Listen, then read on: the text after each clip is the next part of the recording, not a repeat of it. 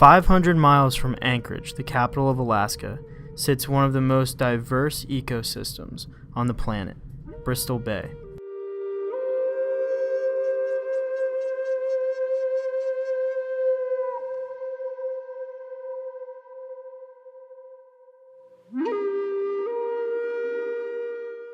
The waters of the bay are home to the world's largest sockeye salmon run.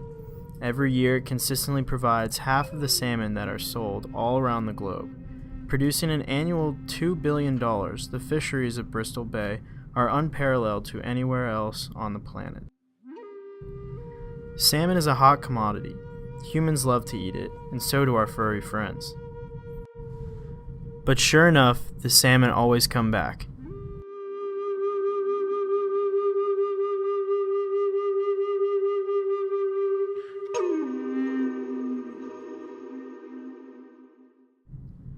Unfortunately, oil companies have been pursuing the location as a potential gold mine of crude oil.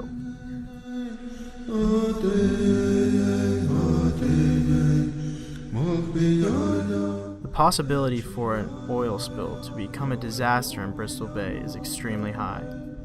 The effects of an oil spill will be felt far and wide. It could completely destroy the ecosystem and the fishing industry that depends on it. Losing the fisheries of Bristol Bay, Alaska, is not a risk we can take. In 1989, the Exxon Valdez oil tanker ran aground off the coast of Alaska, spilling 11 million gallons of crude oil into the Prince William Sound. It was the worst oil spill in American history. Everything from the tiny embryos of salmon to the lives of the cleanup volunteers were affected. In order to prevent a catastrophe, it's simple. We need to stop anyone from ever drilling in the bay.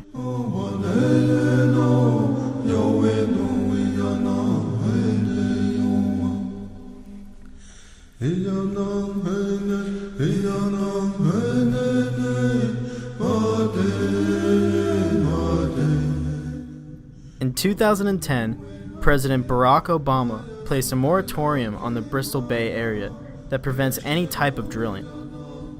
But it only lasts until 2017. After that, the leasing rights are fair game to any private company with a big enough wallet. Shell Oil has shown the most interest in the past, but they don't have the best track record when it comes to oil maintenance. Their oil extraction in the Niger Delta has ruined the fishing industry and destroyed the environment.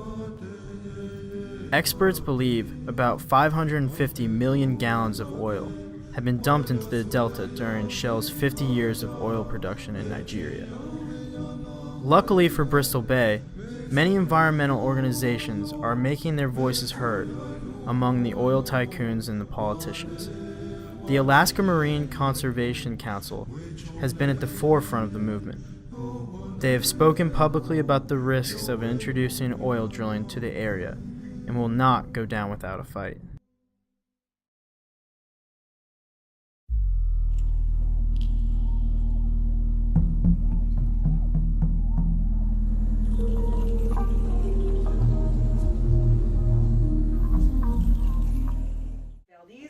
Valdez in the area of that spill has really extreme tides, maybe 14-foot tides.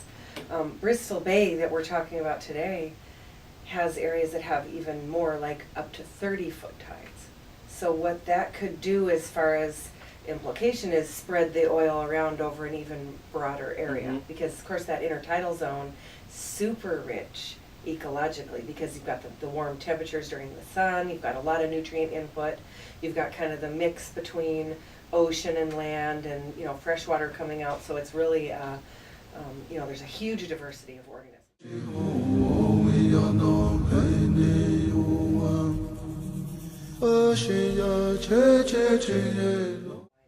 So you have more extreme weather conditions in Bristol Bay, bigger tidal surges, it's less protected, so that makes the probability of an accident greater, and B, it makes the difficulty of cleanup, dispersal will be greater. The more you have wind, fetch, waves, the extreme tides, you get whatever oil might be spilled spread around over wider areas, but then it's a lot harder to contain it.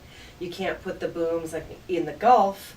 It's a disaster, and I'm not saying spills in the Gulf are no problem. There's still a problem, but you've got less energy, less just physical energy going on there, so you can contain it and a lot of those oil booms and a lot of the cleanup.